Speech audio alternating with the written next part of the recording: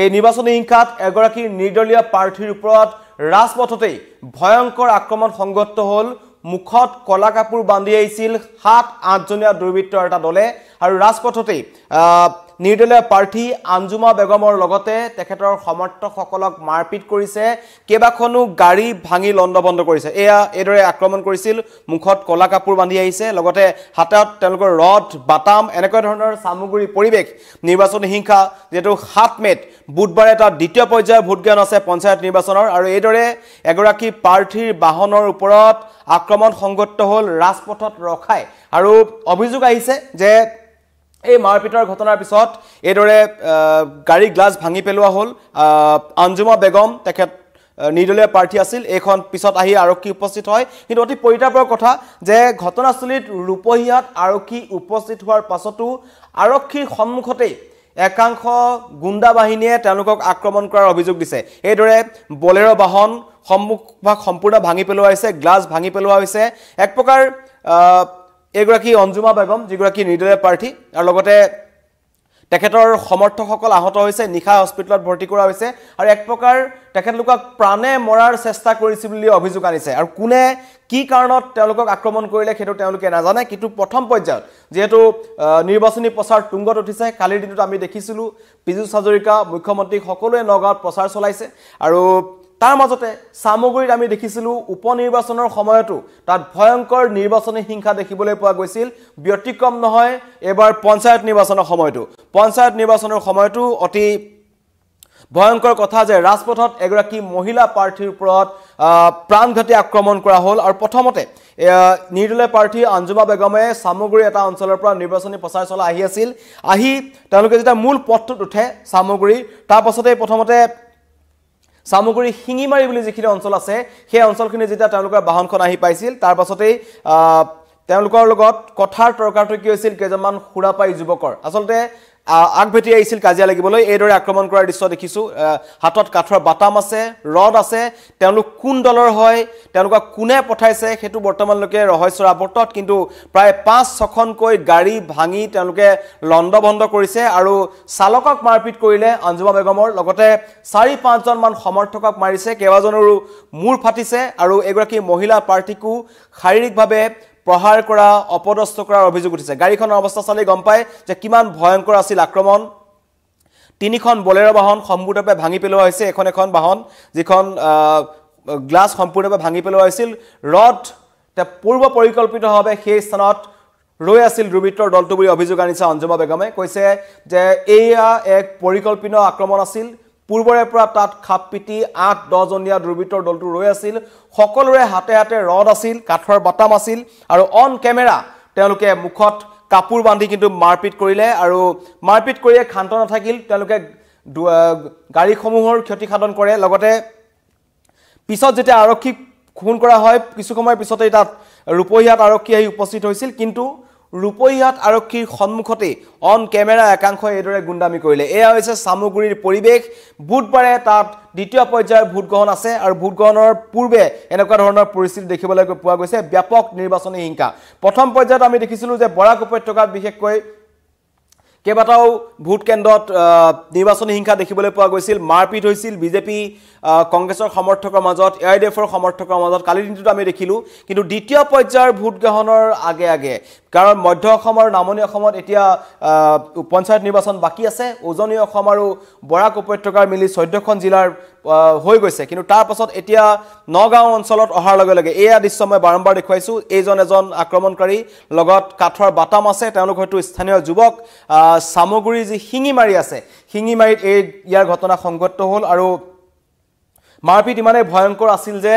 কথম্পি প্ৰাণ ৰক্ষা পৰিছে এগৰাকী নিৰ্দলীয় প্ৰাৰ্থীগৰাকীৰ আৰু প্ৰচাৰ চলাই থকাৰ মাজতে এনেকুৱা ধৰণৰ ঘটনা সংঘটিত হৈছে আৰু কেইবাজনো সমৰ্থকক আক্ৰমণ কৰা হৈছে তেওঁলোকক অতি সংকটজনক অৱস্থাত যেহেতু তেওঁলোকৰ মূৰ ফাটিছে কেইবাজনো আহত হৈছে তেওঁলোকক কিন্তু ভৰ্তি কৰোৱা হৈছে চিকিৎসালয়ত গতিকে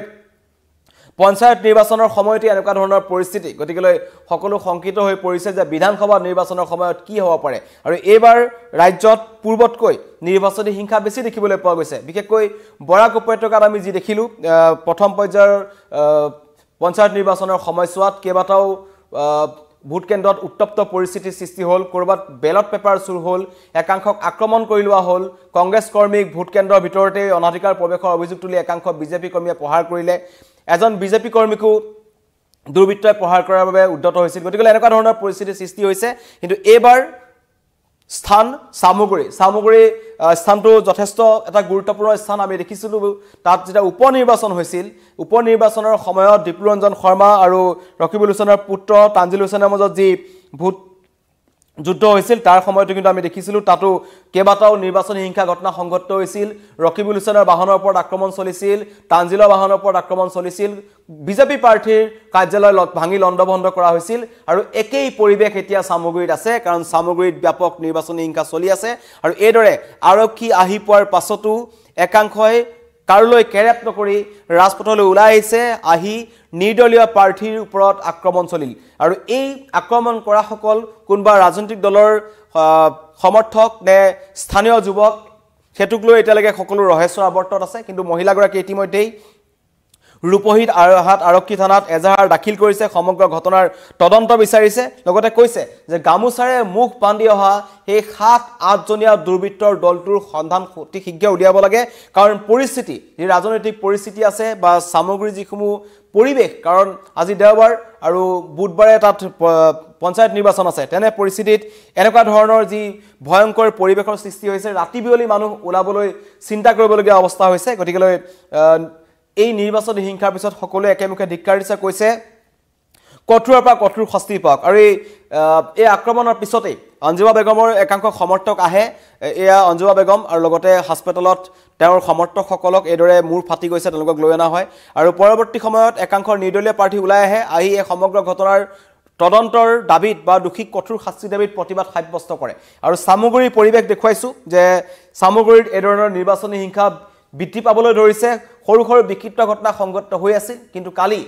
সকলো সীমা চেৰাই ৰাজপথৰ ওপৰতে এগৰাকী মহিলা প্ৰাৰ্থীৰ ওপৰত ভয়ংকৰ আক্ৰমণ চলিল প্ৰাণনাশৰ হয়তো তেখেতক প্ৰাণে মৰাৰ চেষ্টা চলোৱা হৈছিল বুলি তেওঁ নিজে ক'ব বিচাৰিছে কাৰণ অতি ভয়ংকৰ আছিল আক্ৰমণ গাড়ীখন ইতিমধ্যে মই আপোনালোকক দেখুৱাইছো আৰক্ষীৰ চকুৰ সন্মুখতে এই ধৰণৰ গুণ্ডাগিৰি এতিয়া সামগ্ৰীত চলি আছে পঞ্চায়ত নিৰ্বাচনলৈ বা দ্বিতীয় পৰ্যায়ৰ নিৰ্বাচন ৭ তাৰিখে আছে গতিকে এই মাজত ৩টা দিন থকা অৱস্থাত সামগ্ৰীৰ পৰিৱেশ দেখুৱাইছো এই ধৰণৰ পৰিৱেশ আৰু আৰক্ষীকো কেৰেপ নকৰে কাৰ গুণ্ডা বাহিনী একল খেৰকলৈ প্ৰশ্ন আছে কাৰণ তাত সামগ্ৰীৰ ৰাজপথত কিছুদিন পূৰ্বে এজন সাংসদকো আক্ৰমণ কৰা হৈছিল তাৰ পিছত আমি দেখিলো বিশেষকৈ নগাঁও জিলাখনত এদৰে আক্ৰমণ কৰা হৈছে পদুত বৰদলৈ শিৱামণি বৰাৰ ওপৰত আক্ৰমণ হ'ল আৰু শেহতীয়াকৈ সামগ্ৰীৰ ৰাজপথত যি সামগ্ৰী শিঙিমাৰি বুলি অঞ্চল আছে তাত কিন্তু এগৰাকী মহিলা প্ৰাৰ্থীৰ ওপৰত এই ধৰণৰ ভয়ংকৰ আক্ৰমণ হৈছে এইদৰে হাতে হাতে লাঠি লৈ আহি পেলাই গাড়ীৰ পৰা আৰম্ভ কৰি সকলোকে তেওঁলোকে মাৰপিট কৰিলে আৰু এই প্ৰথমতে এখন বাহনত খুনা মৰা বা এজন খুৰাপাৰী যুৱকৰ সৈতে তৰ্কাতৰ্কি হোৱাৰ পিছতে এই পৰিস্থিতিৰ সৃষ্টি হ'ল গতিকে আৰক্ষীয়ে তদন্ত কৰিছে আৰু এই মাৰপিটত নিৰ্দলীয় প্ৰাৰ্থী অঞ্জুমা বেগমৰ লগতে আহত হৈছে জাহাংগীৰ আলম আৰু ইক্ৰাম হুছেইন এই দুজনক অতি সংকটজনক অৱস্থাত নগাঁও মেডিকেলত নিশা চিকিৎসা কৰা হয় বৰ্তমানো এই দুইজন চিকিৎসালয়তে আছে গতিকে পঞ্চায়তৰ যিসকল নিৰ্দলীয় প্ৰাৰ্থী আছে বা অন্য দলৰ প্ৰাৰ্থীসকল আছে সকলোৱে নিজৰ নিৰাপত্তা সুনিশ্চিত হোৱাটো বিচাৰিছে কাৰণ দিনক দিনে বিশেষকৈ ক'ব লাগিব সামগ্ৰী অঞ্চলখিনিৰ কথা কাৰণ সামগ্ৰীত নিৰ্বাচনী হিংসাই ব্যাপক ৰূপ এটা ভয়ংকৰ ৰূপ লৈ আছিল ইয়াৰ পূৰ্বে মই ইতিমধ্যে কৈছো সামগ্ৰী অঞ্চলটোত এটা স্পৰ্শকাতৰ অঞ্চল হিচাপে চিহ্নিত কৰিব লাগে বুলি একাংশই কৈছে কাৰণ তাত উপনিৰ্বাচনৰ সময়তো যি ধৰণৰ নিৰ্বাচনী হিংসা দেখিবলৈ পোৱা গৈছিল সেইবাৰ দীপৰঞ্জন শৰ্মা আৰু তানজিল হুছেইনৰ মাজত যি ভোটযুদ্ধ হৈছিল সেইভাবে অতি স্পৰ্শকাতৰ হৈ পৰিছিল দুটা কংগ্ৰেছ আৰু বিজেপিৰ মাজত এখন হাই প্ৰফাইল যুঁজ হৈছিল যাৰ বাবে এই ধৰণৰ সংঘৰ্ষ হৈছিল বা নিৰ্বাচনী হিংসা বৃদ্ধি পাইছিল বুলি একাংশই আশংকা কৰিছিল কিন্তু পৰিস্থিতি সলনি হ'ল বুলি ভবা হৈছিল সামগ্ৰীত কিন্তু কালিৰ যিটো পৰিৱেশ দেখা পোৱা গ'ল সামগ্ৰীৰ ৰাজপথত এগৰাকী মহিলা প্ৰাৰ্থীৰ ওপৰত যি ধৰণৰ আক্ৰমণ হ'ল আৰক্ষীৰ সন্মুখতে আক্ৰমণ কৰাৰ অভিযোগ আনিছে গতিকে তেতিয়া তাক লৈ পুনৰ গম পোৱা যায় যে নহয় সামগ্ৰীৰ পৰিৱেশ সলনি হোৱা নাই সামগ্ৰীত একাংশ ৰাজনৈতিক নেতাৰ একাংশ গুণ্ডাই এই ধৰণৰ পৰিৱেশ সৃষ্টি কৰিছে কালি যিসকল আহিলে মই ইতিমধ্যে কৈছো এয়া এটা দৃশ্য সকলোৰে হাতে হাত ৰড আছে বাটাম আছে এইদৰে গাড়ীসমূহ এফালৰ পৰা তেওঁলোকে ভাঙিলে আৰু কথম্পি সেই নিৰ্দলীয় প্ৰাৰ্থীগৰাকীৰ লগতে সমৰ্থকসকল তাৰ পৰা পলাই নিজৰ প্ৰাণ ৰক্ষা কৰে যদিহে তাত থাকিলেহেঁতেন তেন্তে হয়তো পৰিস্থিতি অধিক ভয়ংকৰ হ'লহেঁতেন হয়তো প্ৰাণে মৰাৰ চেষ্টা চলাইছিল একাংশই আৰু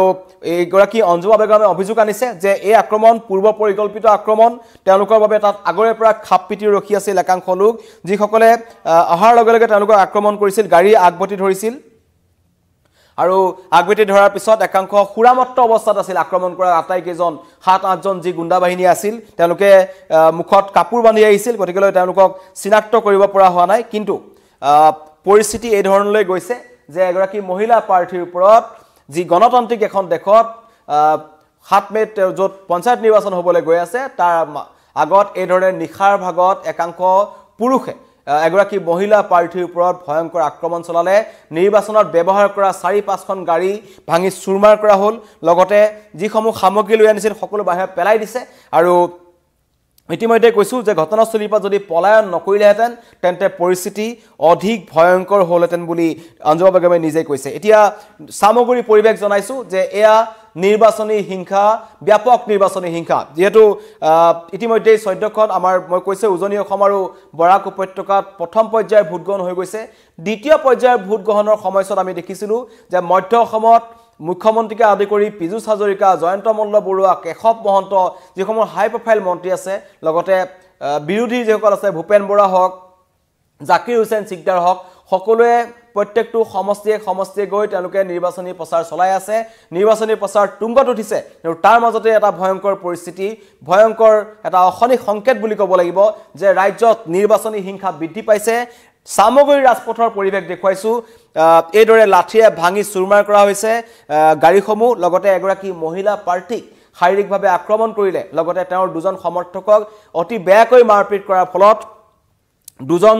জাহাংগীৰ আলম আৰু ইক্ৰাম হুছেইন দুজনক নগাঁও চিকিৎসা মহাবিদ্যালয়ত ভৰ্তি কৰাবলগীয়া হৈছে পৰিস্থিতি এইটো পৰ্যায়ে পাইছেগৈ যে পঞ্চায়ত নিৰ্বাচনতে এই ধৰণৰ মাৰপিটৰ ঘটনা সংঘটিত হৈছে বিধানসভা নিৰ্বাচন আহি আছে তাত কি পৰিস্থিতি হ'ব সেয়া সহজেই অনুমেয় গতিকে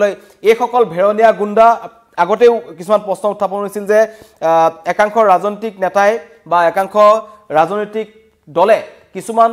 ভাড়া দিয়া গুণ্ডা আনি পেলাই এটা অঞ্চলত এনেকুৱা ধৰণৰ পৰিৱেশৰ সৃষ্টি কৰে গতিকে ৰূপহীয়াত আৰক্ষীয়ে সমগ্ৰ ঘটনাৰ তদন্ত কৰক আৰু অতি ৰহস্যজনক কথা যে আৰক্ষীৰ সন্মুখতেই মাৰপিট কৰাৰ পাছতো ৰূপহীয়াত আৰক্ষীয়ে হাত সাৱটি বহি থকাৰ গুৰুতৰ অভিযোগ উত্থাপন কৰিছে নিৰ্দলীয় প্ৰাৰ্থী অঞ্জুমা বেগমে গতিকে পৰিস্থিতি এয়া যে যিমানেই নিৰ্বাচনৰ দিন কাষ চাপিছে সিমানেই নিৰ্বাচনী কেন্দ্ৰিক হিংসা বৃদ্ধি পাইছে সামগ্ৰীৰ পৰিৱেশ জনাইছো সামগ্ৰীত একে আছে পৰিৱেশ সামগ্ৰীত উপ নিৰ্বাচনৰ দৰে পঞ্চায়ত নিৰ্বাচনৰ সময়তো দেখিবলৈ পোৱা গৈছে ব্যাপক নিৰ্বাচনী হিংসা গতিকে চাই থাকিব নিউজ 18 অসম নৰ্থ ইষ্ট আমি প্ৰত্যেকটো মুহূৰ্তৰ খবৰ আপোনালোকলৈ লৈ আনো আন্তঃৰাষ্ট্ৰীয় প্ৰেক্ষাপটৰ পৰা ৰাষ্ট্ৰীয় প্ৰেক্ষাপটলৈকে ক্ৰীড়া জগতৰ পৰা মনোৰঞ্জনলৈকে সকলো ধৰণৰ খবৰ আমি আপোনালোকলৈ লৈ আহিবলৈ চেষ্টা কৰোঁ যিসকল আমাৰ লগত নতুনকৈ লাইভত জড়িত হৈছে তেওঁলোকক জনাইছো সামগ্ৰীত যেটো 7 তাৰিখে 7 মে'ত দ্বিতীয় পৰ্যায়ৰ ভোট পঞ্চায়ত নিৰ্বাচনৰ ভোট গ্ৰহণ আছে আৰু তাৰ পূৰ্বে এই ধৰণৰ পৰিৱেশ সামগ্ৰীত নিখা ৰাজপথত এগৰাকী নিৰ্দলীয় প্ৰাৰ্থীৰ বাহন ৰখাই ৰডেৰে ভাঙি এইদৰে প্ৰহাৰ কৰিছিল ভাঙি চুৰমাৰ কৰি দিয়া হৈছে আৰু কথম্পি প্ৰাণ ৰক্ষা পৰিল নিৰ্দলীয় প্ৰাৰ্থীগৰাকী ধন্যবাদ